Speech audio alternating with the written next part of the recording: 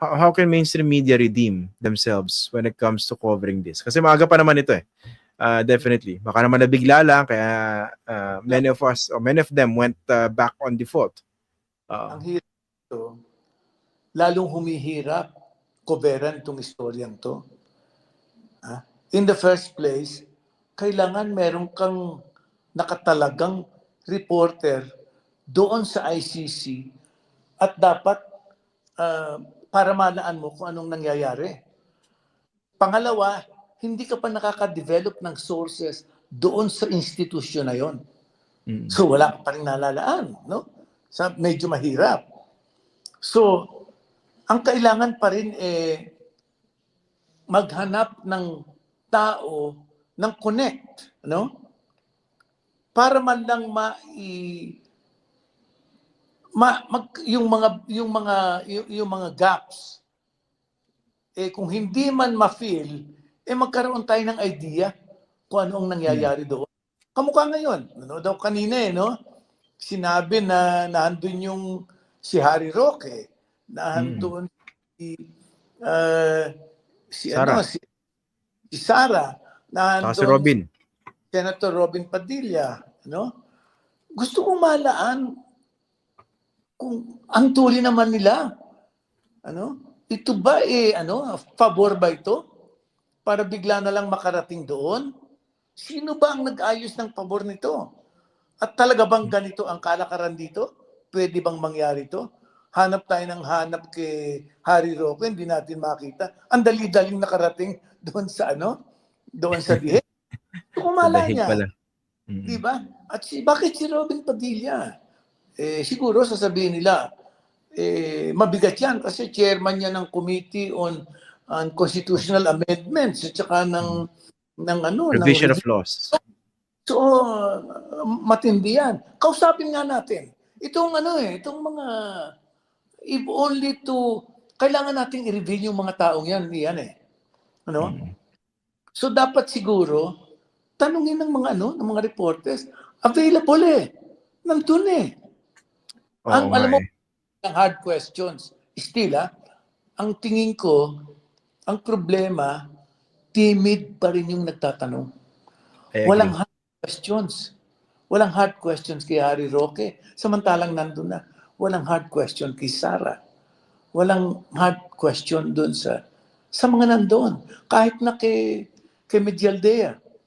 Wala Para hard na naman yata yung ay, ba't nandito po kayo? Kumusta na po kayo? Kumusta na po yung dating presidente? Yun ang mga tanong na napapanood ko Napapanood ko rin Yun ang mga tanong Ngayon ang ibig ko ba sabihin, para bang nailipad na si Duterte no teka muna, tama na ito. Mahirap na, hirap na itong mga ito Di ba?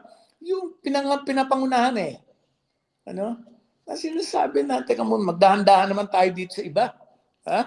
At lagang-laga na yung kabila Parang ganun ang nangyayari That is not the point. Dapat talaga, every hard question should be asked. And asked at opportunity. Dagdag ko lang, sir. Ang suspecha ko rin yung feeling ko lang and I think I'm not wrong.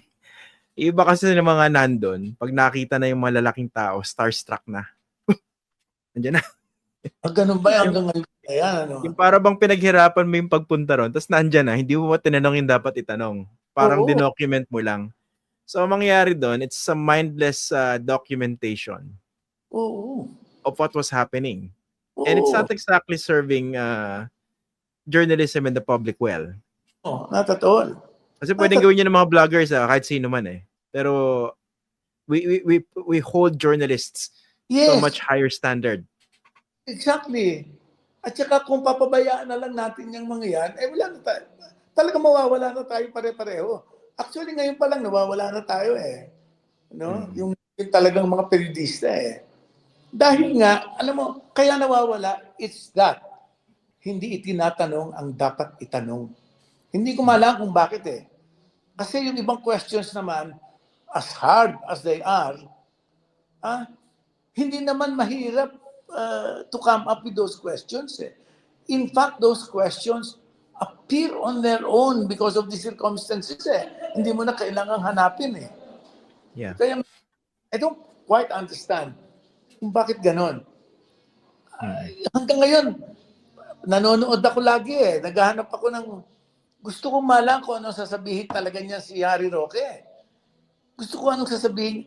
Ang ginawa ni Sara Duterte, sabi niya, bigyan niyo naman kami ng espasyo. Di ba? Habang inaayos namin ang lahat ng ito. No, yun. Payag yung mga reporters eh.